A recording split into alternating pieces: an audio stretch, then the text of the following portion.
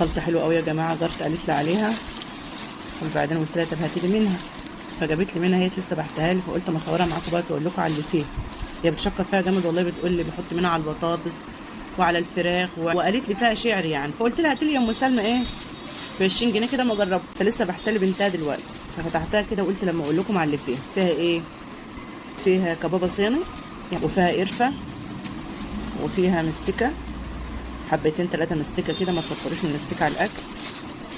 وفيها طبعا ورق لوري وزر الورد او زهور الورد، الواحد بيقول عليها مسمى مختلف، وفلفل اسمر حصى.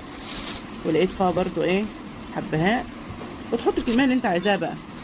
هو طبعا الراجل حاطط ايه حاجات بسيطه كده بس انت بقى لما تجيبها تجيب كميات وتعملها بقى، تحطها في برطمان كده تطبخي منها كل حاجه. وفيها حبايه جوز الطيب، وفيها بعد حبايه الكزبره البسيطه خالص حطوا كزبره انتوا بقى. وفيها روزماري برضو، انتوا عارفين الروزماري طبعا بس هو مش واضح اهو، اللي العيدان الصغيره دي. وممكن تحطوا الزعتر بقى لو عندكم. تحمصي بقى الحاجات ديت وتطحنيها وتحطها في برطمان، وتحطي منها بقى على الفراخ، على البسله، على الفاصوليا، على البطاطس، على اي طبيخ بتعمل، على ملوخيه، على باميه. بجد ام سلمى قالت لي بتخلي الاكل تحفه يا ام شيماء. وطبعا العطارين بيبقوا عارفين الحلو من الوحش، وربنا يحسن ما بين ايديكم يا حبايبي.